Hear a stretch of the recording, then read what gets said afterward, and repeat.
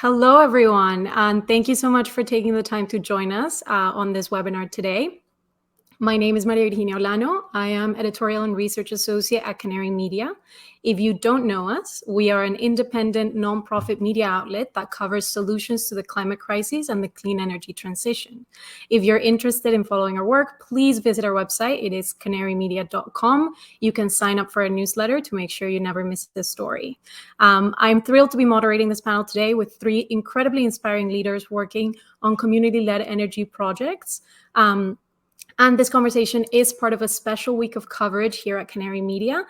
We are focused on telling the stories of people and communities who are taking charge of their own energy future and ensuring equitable access to clean energy for all. So I definitely encourage you after this webinar to go to our site and visit the Power by the People series page, where you can read more about the people we're going to learn about today, but also many others working across the US. To bring clean energy to their communities. So before we get started, I also want to remind you all that this conversation will be recorded, so you'll be able to rewatch it on our site. And we want to answer some audience questions. So if you do have any questions at any point, please put them in the chat box right here, and we'll try and get to them towards the end of the call. But without further ado, let's turn to our panel. We are so grateful to be joined by Yesenia Rivera, who is Executive Director at Solstice Initiative, Chéri Smith, who is the founder and CEO at Indigenized Energy Initiative, and Arturo Massol-Deyá, Executive Director at Casa Pueblo de Adjuntas in Puerto Rico. So hi all, and thank you so much for taking the time out of your busy schedules to be with us today. I'd love to go around and have you introduce yourselves and a little bit of what you do. Could you start us off, Yesenia? Sure. Yesenia Rivera, as you mentioned, I'm the Executive Director of Solstice Initiative. We are a nonprofit focused on revolutionizing our energy system. But we do this centered on communities with policy, advocacy, education, and community-based community solar. Awesome. Chéri, why don't you tell us about yourself and what you do?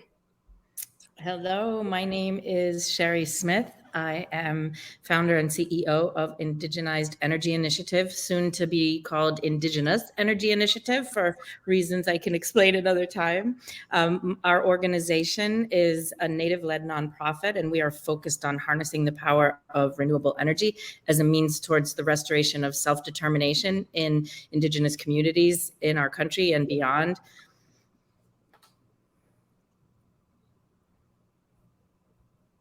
Awesome. Arturo, do you want to tell us about yourself? Sure. Thank you for the invitation and the opportunity. I am Arturo Massol from Casa Pueblo in Puerto Rico, U.S. territory, a colonial land of the U.S. So since 1980, we have been defending the land from mining, from a natural gas pipeline, but also proposing alternative and assuming the responsibilities of those proposals, like managing state land, promoting school educational programs inside the forest. We have a radio station, a butterfly garden, a solar cinema, and we have been promoting energy independence for the community as an alternative model for local development. Amazing. I would love to hear about what were some of the problems that your organizations were trying to address when they started, and we can go in that same order. So we were founded by Steph Spears and Sonia Murali over 8 years ago. And at that time, Steph had been working abroad, trying to address energy issues in Asia, and realized there's a lot of work that can be done and has to be done at home. So she came back stateside and partnered with Sonia to help address the barriers to clean energy, particularly through community solar.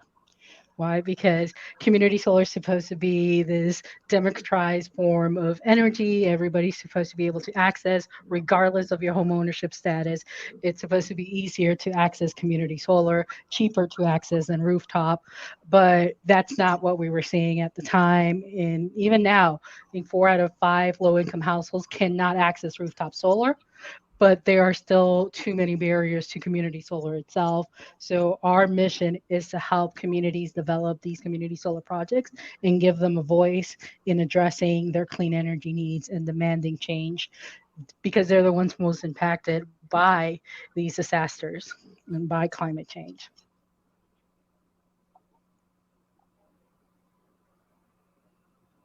Chéri? Mm-hmm.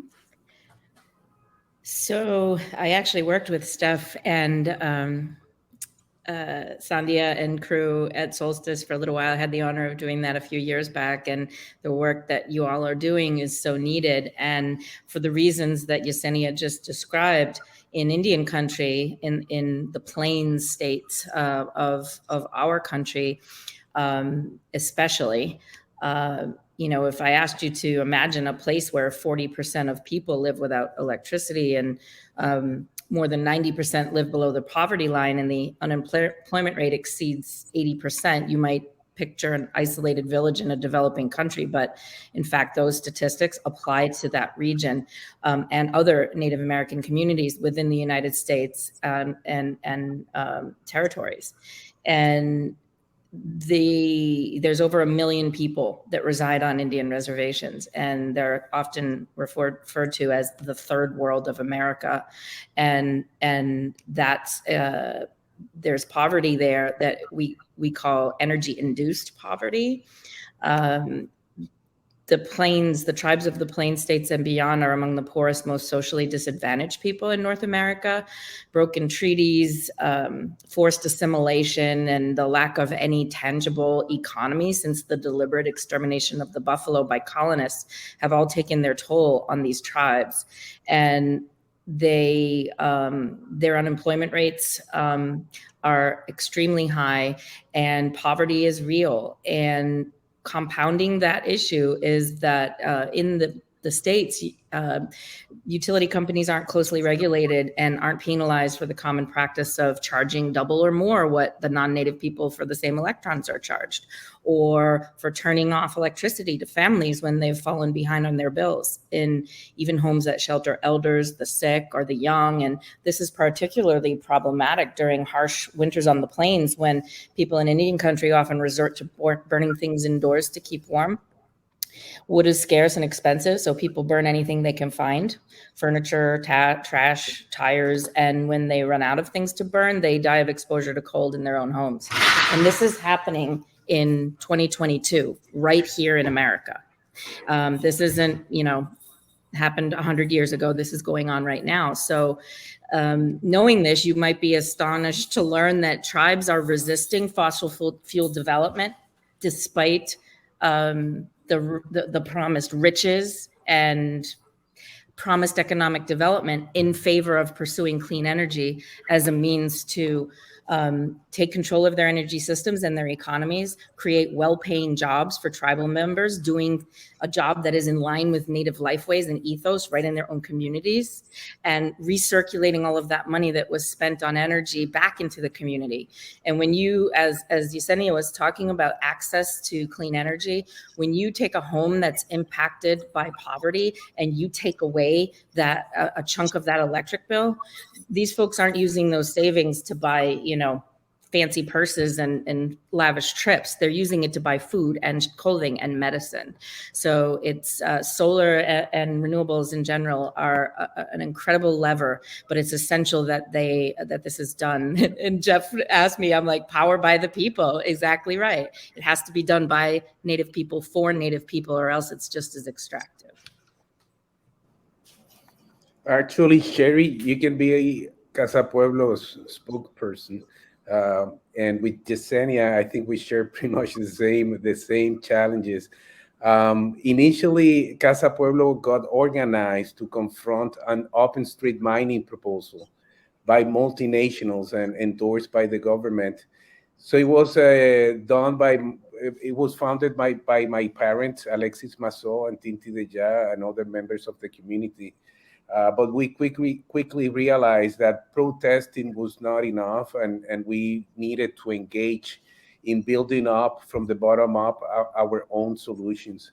In the case of Puerto Rico, it's about breaking the model of dependency as a colonial state in order to pursue means for self-determination, you have to break dependency. And one of that is the fossil fuel dominant centralized system in Puerto Rico. And in 1999, we decided to set up our first solar installation. And we have been quickly evolving and adapting to that technology. And with the solidarity of many, it's not about the individual survival of Casa Pueblo having power before, during, and after hurricanes like Maria and Fiona and others. It's about a collective survival. So with the solidarity of people like Bill Jordan, who is actually listening from New York, we have been helping the community gain some means for energy self-sufficiency, in which the technology, the infrastructure is actually owned by the community itself. That's a critical aspect as well of what we call in Adjuntas the energy insurrection. Absolutely. And I think something that you all have touched on and that comes up a lot when you talk about community ownership is the concept of energy democracy and energy independence. I'd love to go around and hear what that term means to each of you. Yesenia, we can start with you. Okay, thanks. For us, energy democracy is what Arturo and Chéri say. It's about the people having a say in where their energy comes from. We have an extractive energy system, an energy system where people do not have any voice at all, and they're still paying the price for not having that voice. They're not benefiting from that energy system. They are paying way more than they need to pay for that energy because they don't have a say on where that energy comes from. If you have a say on where that energy comes from, you have a say on who gets to benefit from that energy. And that's what we want to do. That is what we're pushing for. We're pushing for communities to have a voice in how their energy is supplied and who gets to benefit from that supply. Because not only should you have a say in that, but it also helps with what Arturo was saying, energy independence. If you are constantly just following and being told this is where your energy comes from, when that power is down, then you're at their mercy. You know, when a hurricane hits, when we have winter storms, when we have wildfires, you have no say on what happens to the energy system because you've been excluded from that conversation. So energy democracy, energy independence, they go hand in hand. If we have a say in how our energy system behaves, then we have a say on how we get to benefit from that energy and how we can control those benefits. And it doesn't have to be a centralized system. We can do so much better. Agreed. And we sort of have a tenet around here that sort of drives us in all that we do, which is how can a community, how can a nation be truly sovereign if they're dependent on outside sources for their resources? And that's the goal that we have is energy sovereignty. But we realize that there's a big delta between now and when most Native American tribes can be energy sovereign. And so we're advocating for policies that are supportive of that democracy and that seat at the table and that voice, because it's been missing. It's essential that Native people and Indigenous people and BIPOC individuals have the opportunity to speak for themselves and be at the table when decisions that affect them, especially exponentially, are being made. And so we're working towards that in the interim between now and when there truly is energy democracy for these communities. The only thing that I want to add is that energy is the capacity to do work. Energy, if we define energy as the capacity to do work, think about the baker and at their bakery, how much bread that guy has to produce before he can enjoy a single cent of his productive activity. We have done it with the barber shop, and the barber, how many people he needed to do his his work before he earns something that he can enjoy. And now that the barber is producing his own power with solar power at the point of consumption on top of his barber shop, now is the equivalent of 1.5 days of work from his monthly duty. It used to be for just for the electrical bill, and now he can enjoy in a better way. It's more fair, more just. Is by building energy freedom for the productive activities of Puerto Rico, for the community, and for everyone. So it's about building energy democracy. Is also about building means for freedom. Yes, the solar barber and the solar pizzeria, I think, are some of my favorite projects coming out of Puerto Rico. So you all are focused on working with solar, community solar in your case, Yesenia. But I'd love to hear about what are some projects that you're currently working on that you're really excited about. Yeah, we have two outgoing projects, one in Boston, one in Buffalo. We work with the community. In Boston's case, we're working with the East Boston community, and we have a community advisory board that's comprised of community members and small community groups representing the community.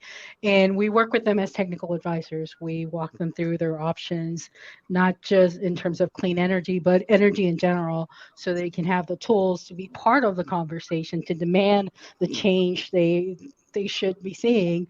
And this summer, the community in Boston opted to go towards a community-owned community solar development, which we're incredibly excited about. And the community is just, they are all in. It's not just about building community solar so they can reduce their bill. It's like Chéri said, this is about everything. This is about creating more jobs for the community, creating wealth for the community, and putting all of that money back into the community to start building generational wealth. So they're looking at the projects like, not just about building community solar, but building something for the community that can be passed on through generations. In how do they add workforce development? How do we address community members that may not be able to initially afford a subscription? How do we help all of those things? And so the community is really, really excited about this project. They're currently looking at a site in East Boston because, again, they really want to focus on the community itself. So they want to build it inside the community so the benefits stay with the community. And we just started the project in Buffalo. We're working with Push Buffalo again. And we are just starting the community advisory board process. We're building that along with Push Buffalo, and we're looking forward to seeing what they decide they want. We're not a one-size-fits-all model. We know that every community is different. Every community has different needs, but we will present them with their options and make sure that their voices are heard and that they have all the tools they need to move forward. I'm so excited to hear that you're working in my hometown and my adopted hometown, Boston and Buffalo. I'm so excited to hear that. We have to chat, Yesenia. We have several projects underway right now. Our flagship project and our longest standing relationship with the tribe is the Northern Cheyenne Tribe in southeastern Montana. And the Northern Cheyenne Tribe, they defended their homelands against the big push from Arch Coal, going back to 1973, when Arch Coal tried to swindle them out of their mineral rights, basically, and established an open cast mine and a railroad that was going to take that coal all the way through, cut a swath from the Northern Cheyenne homelands, all the way through other tribal lands to the Lummi tribe's homelands on the coast of Washington State, where that Deepwater port was going to disturb sacred burial sites and transport that coal to China. It wasn't even for use here. So the Northern Cheyenne Tribe and various young activists named Vanessa Braided Hair, and now her dad, Otto Braided Hair, who's he's our cultural leader and my co-founder. They were successful in educating their tribe about the the devastation that fossil development brings in spite of these promised riches. And in 2015, the tribe signed a resolution to eschew fossil fuels forever and pursue only clean energy. And so we've been working with the tribe for years, a subset of us for over a decade. And the project, the world has changed in the last year with regard to the Department of Energy and the funding that's available. We secured a $4 million grant on behalf of the tribe going back to, 4 years ago, pre-COVID. And we're just breaking ground now because of COVID. But this project consists of 15 10-kilowatt residential systems with storage that are going at the homes of tribal elders who have medical equipment that cannot be without power. We are doing 3 small commercial-sized systems that are going on a Head Start childcare facility, 1 on a water pumping facility, and 1 on a high school, and then a small utility scale array that's just under a megawatt. Depending on supply chain and what we can get, it may be a little more than that, under just a megawatt. But that one is in the shape of the Morning Star, which is the Cheyenne's symbol of Chief Morning Star, who led their people back from exile to their homelands. And so this already, just from my staff, we have 4 full-time Cheyenne tribal member employees on the ground working on the Northern Cheyenne. This group of projects alone will employ about 25 full-time tribal members who are being trained through our program in conjunction with Red Cloud Renewable down in Pine Ridge, Chief Henry Red Cloud, who is on our board. And we have already about 30 solar warriors, as we call them, trained up, and they are working in the community for solar companies as well as on this project, and will go on to work on the future projects that the tribes do. So we're excited about this one. It's been a model, and this tribe has been an inspiration to many others. In our case, we upgraded our system in 2017 before Hurricane Maria, and we became an energy oasis. And after that point, we have been promoting, with the help from many, the transformation of our energy landscape. We have done grocery stores in rural areas for food security, homes for that are confronting medical needs. We have done critical infrastructure like the fire station, the emergency unit, the elderly home, the transmission tower of Radio Casa Pueblo, the solar cinema, the barber for economic activation. And now there's 2 main projects that are pending. One is with the Alex Honnold Foundation, is downtown Adjuntas. I know he works with. So Alex, we're doing 2 microgrids in downtown Adjuntas for where the pizza place is located, the pharmacy, the bakery, and others. The power generation is already installed and have been providing service since for over 1 year, over a year. But it seems, I just got a message that it seems like the energy storage component, a 1 megawatt, will be installed next month.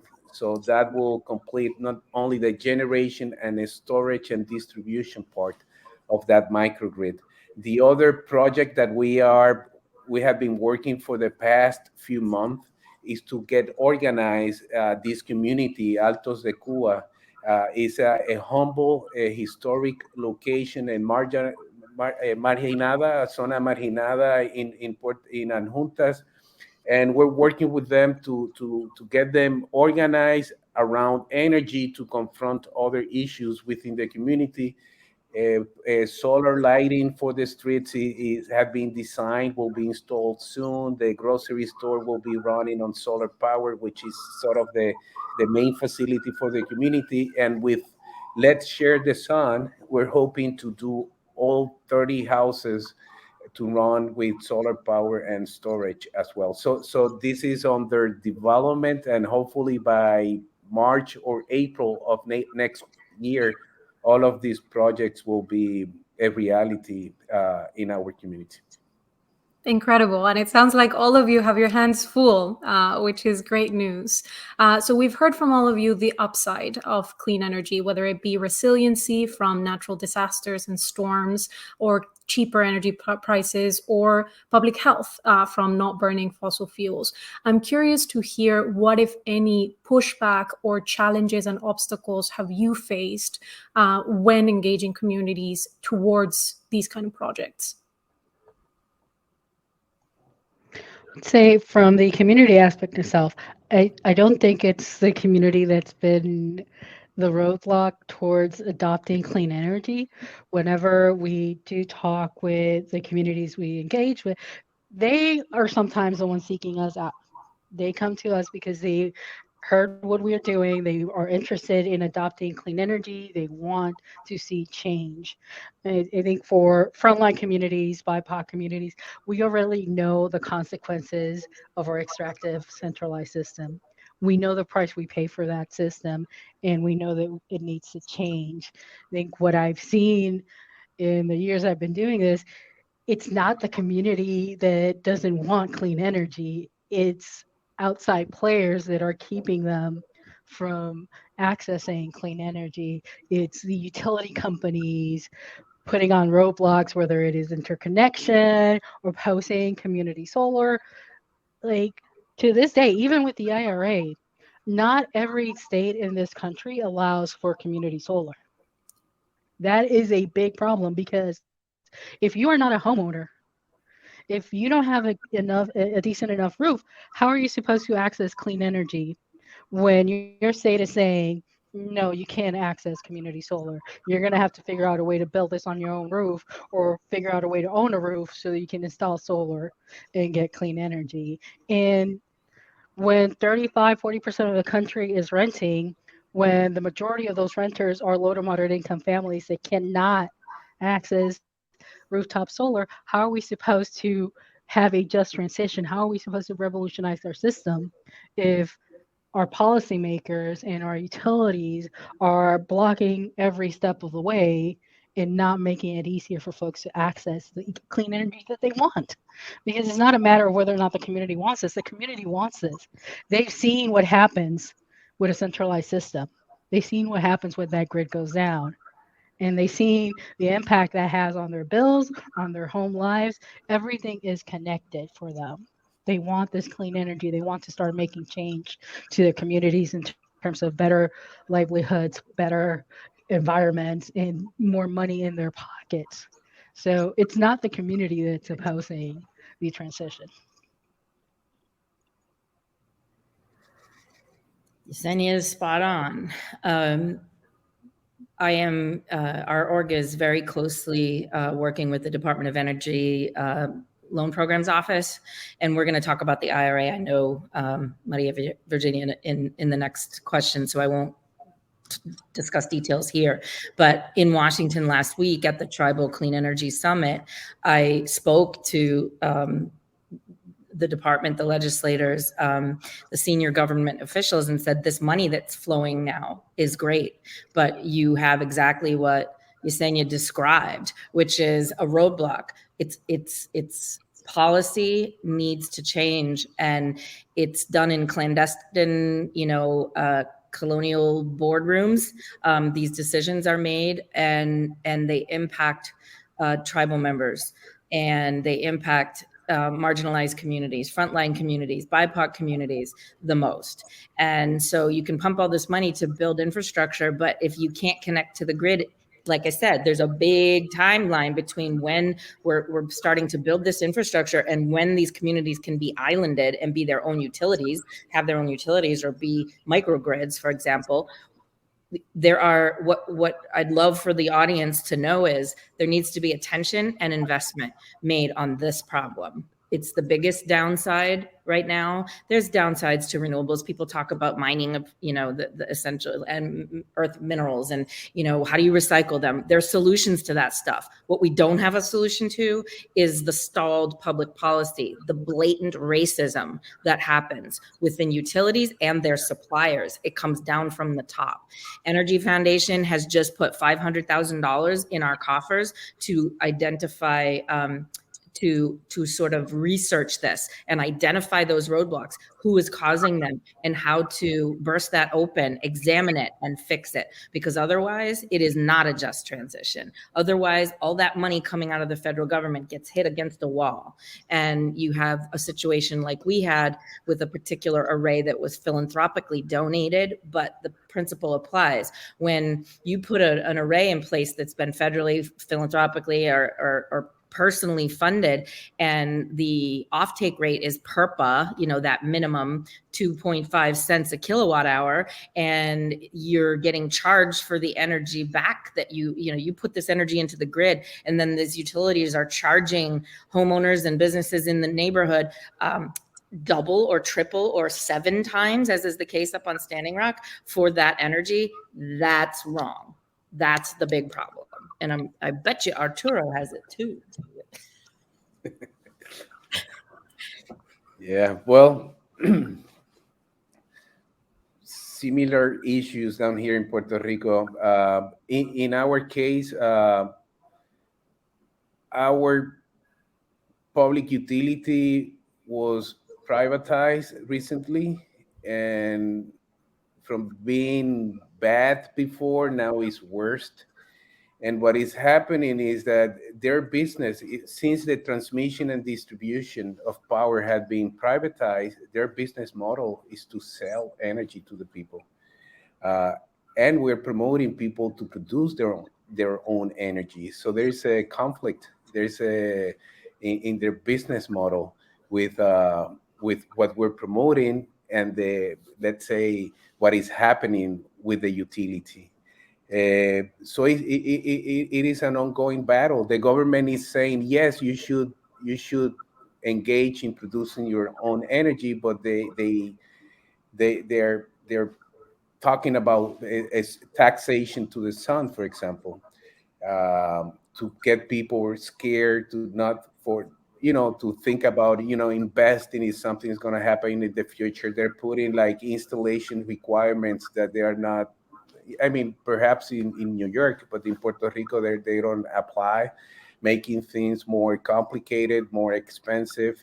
And yet what they want to do is build solar farms. And why a coal power plant has to use thousands of acres of Puerto Rico to plant solar panels when we have plenty of roof surfaces to install all the necessary power for the island. Why not the public utility investing in transforming their bunker, their petroleum central power plant to solar? I mean, that technology is relatively easy to deploy and install. It should be owned somehow by Puerto Rican utility or by the people or communities or I mean, for here. So we are confronting different conflicts, contradictions. A lot of money will be allocated for Puerto Rico. The question is for what and for whom, and that battle is happening right now, and we need to confront that with the alternative of creating models in which people get the direct benefits of producing their own power and creating that as the reference of what should be done in the island. So that's an ongoing discussion here in Puerto Rico. Absolutely. And I think this might be a great time to take on one of our audience questions, which is about what specific policies are you trying to change or implement that will improve access to community and distributed energy? Yesenia? All right, my mic did not want to unmute.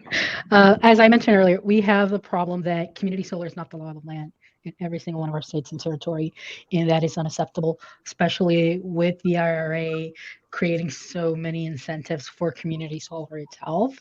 We need to make sure that everybody and anybody that wants to access clean energy has that access. And right now, there are still too many barriers to solar adoption. We need to start by making sure that everyone can have access to community solar, and that it is easier for developers, for communities, and even homeowners to access that grid, to interconnect their systems. But also, like Chéri was saying, when you do access the grid, when you do build these systems, then you're generating more than you use.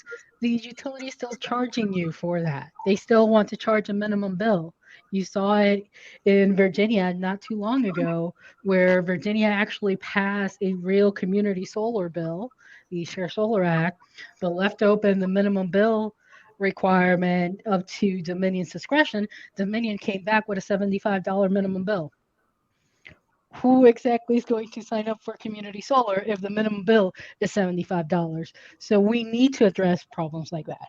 It is going to require a policy solution. This is not just about us protesting and us talking. It's like our policymakers, our lawmakers need to step in and make sure that everyone has access equitably and fairly to clean energy.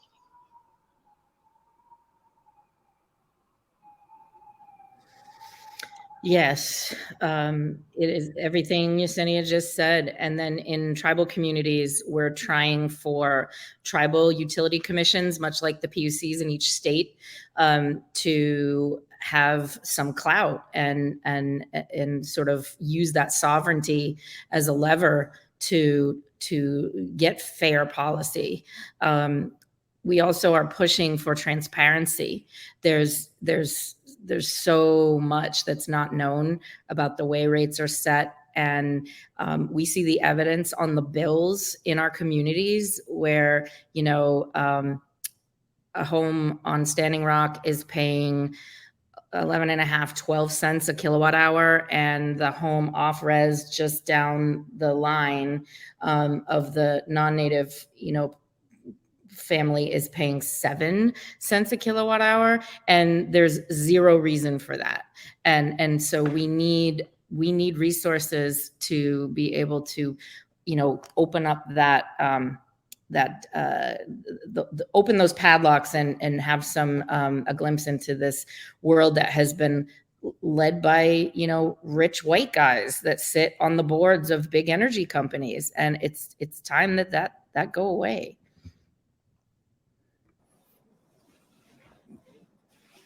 I will say that pretty much the same of above. In our case, we're more using our energy and knowledge to build up through actions the references. I mean, what we're doing is what we think should be done in other municipalities and in Puerto Rico for energy independence. How that can be done through public policy. That discussion is happening. There's different things that needs to be addressed.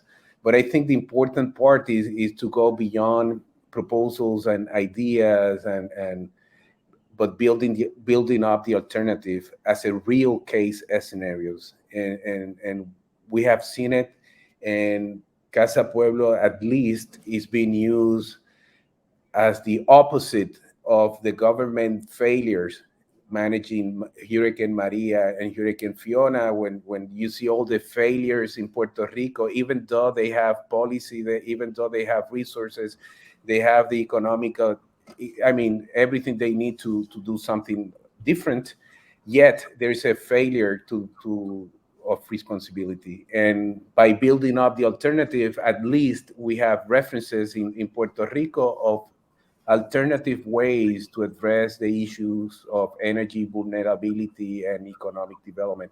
So we are more concentrated on building up the alternative and having those references available to be used in these more complex discussions on how to address the same questions in a broader scale.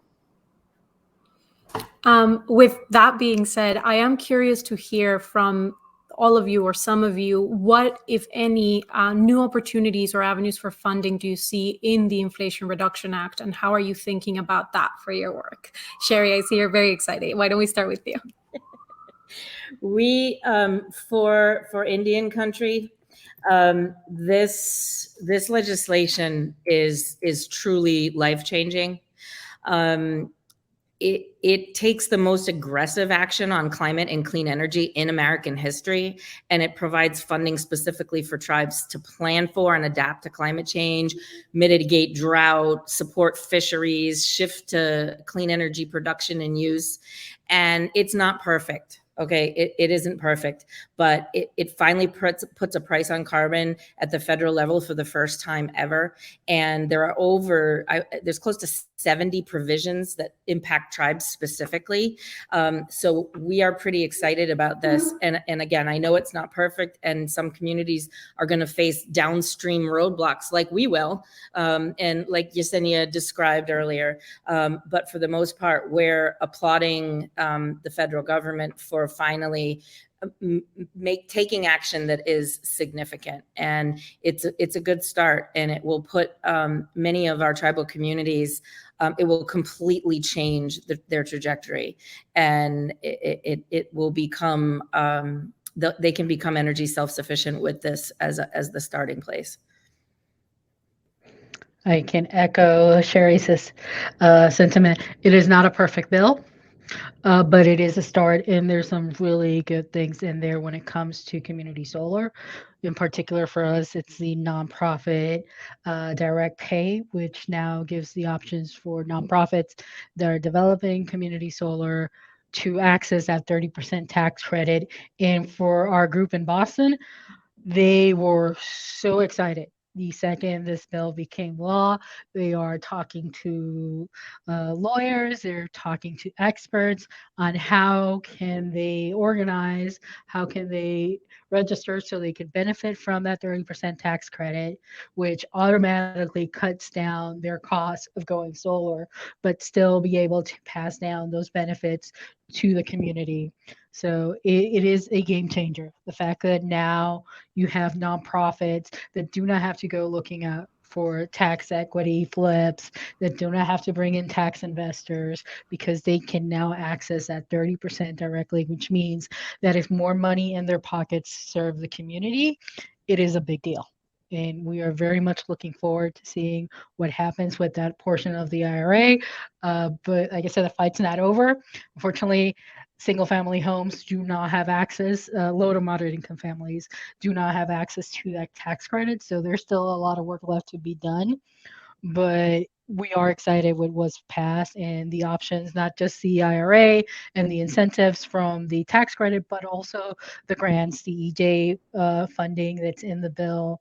We're looking forward to seeing what the communities can do with this incentives and what they'll able to build and how they can start changing the equation and taking control of their energy systems.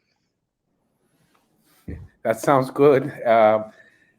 I am the biologist of the group, so I'm not much about laws and legislation. What I can tell you is that in Puerto Rico, the U.S. Congress has announced multiple times, thousands of millions of dollars for the island energy reconstruction. Today, another one, $5,000 million for rooftop solars. But they're all promises. I mean, these are government saying, "Oh, all of this money," but you don't see it. You don't see that happening or impacting Puerto Rico directly. I know we're getting close to midterm elections and things like that, so promises are more common. In the case of Casa Pueblo, we everything we do is without money or funding from the local government or from the federal government. It's something that has to do with our mission to break the model of dependency. So it has to be bottom up. And that's why we work with Alex Honnold, Solidarity from Others, donations, and other alternatives. But we do understand that we need resources to make this available for everyone and good policies to help everyone in the community. So we'll see. Right. And one of the things that we have been talking about through here, sorry, Chéri, did you have something to add? I was going to say, this is a complex topic, and what Yesenia was talking about with the direct pay provisions, they're really complicated. I'm moderating a webinar tomorrow, and if anybody's interested in it, they can send me an email and I'll get the link to them. You can send it to me at info@indigenized.energy. What's really significant about what Yesenia was talking about, this direct pay, is that for the first time, tax exempt entities, nonprofits, that includes tribes, can take advantage of that 30% investment tax credit that's been available to for-profits since the dawn of, since back in the Obama administration. So the way that comes to the nonprofits, because they're tax exempt, is that they file a tax return at the end of the year, and because they don't have any liability, they get a rebate. So in certain communities, you not only have the 30% ITC, you get adders for other things, like, are you building on tribal lands? That's 10%. Are you using the bulk US manufactured materials? That's another 10%. Are you building in a clean energy zone, which is what they deem where fossil fuel has abandoned the region and left people with no jobs? And there's actually, you can get 60 to 70% back. So that means if you build a $1 million project and you qualify for all of these adders, you could get a check for $700,000 back. So this is huge, and we're going to be talking about it as it relates to tribes, but it also relates to the world at large, the country at large, in that webinar with the Department of Energy tomorrow. Amazing. Thank you for sharing that, Chéri. And we've been talking about power by the people, right? You all are focused on building capacity from the grassroots. I am curious to hear more about that jobs aspect. How are you seeing the job generation and workforce training within the community, and also how it relates to the long-term care and maintenance of these systems, because that's huge, right? And it's something that needs to be there. So how are you thinking about that aspect in the long term and right now also? Well, as I mentioned earlier, the community is really focused on making sure that this is not just about reducing their electric bill, that this is about changing the community's lives in general. This is about wealth building, and especially generational wealth. So they are looking at ways that when we develop the project, who gets to work on these projects? Where is the project sited? Who gets to benefit from it? Because we want to see these as better paying jobs. We want to see these as livable wages. And you have to be very deliberate when it comes to workforce development, when it comes to making sure that we diversify our solar workforce and our green workforce. Because we can talk about it and it sounds great, but if we're not deliberate, if we're not taking those steps from the very beginning, from when we're designing these projects, then it's just that. It's all just nice talk. So the community is being intentional about these questions and thinking ahead in how are they going to implement this, and working with other groups that can bring in those folks and make sure that it's not just this one time working on this one project, but that we are giving these folks skills so they can make a living out of installing solar. And not just installation, because you can get on the roof and those jobs may be a little bit easier, but I think we want to be intentional about every aspect of solar development. Is like from the sales aspect to the engineering side to the designing side. There are so many other jobs in solar and clean energy than just getting on the roof and installing panels, which is hard work. Trust me, especially in a hot summer day when you're on those roofs, putting on those panels, it is not an easy job. But we have a lot more in the solar field to offer than just getting on the rooftops, and everybody should be able to access those jobs, from the installers all the way up to the C-suite, and we have to be intentional and deliberate about it so that we can change. And as you were saying, in the future, there's a lot going on, not just with installing systems, but we're going to see a lot of retrofits.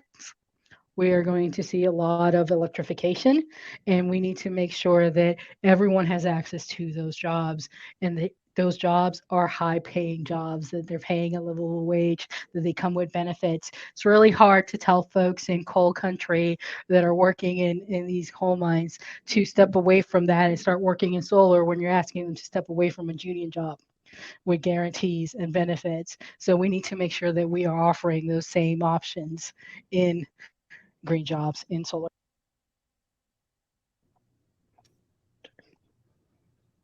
Ditto. As Yesenia was talking, I put a link in the chat to the solar career map, which was, I was proud to have been involved in the creation of the original version of that, going back now like 8-10 years ago. It's been modified, and it does what Yesenia was mentioning. It's a really cool interactive tool that shows you all of the different jobs within renewable solar specifically, but it applies to any renewables. There's jobs across the board. You don't have to be on a roof. My son is a solar installer. He's like, Mom, this is not for the faint of heart. It isn't. But you can be an accountant for the solar industry as well, and you make great money, and you get to stay dry and warm or cold. So check that out, the solar career map.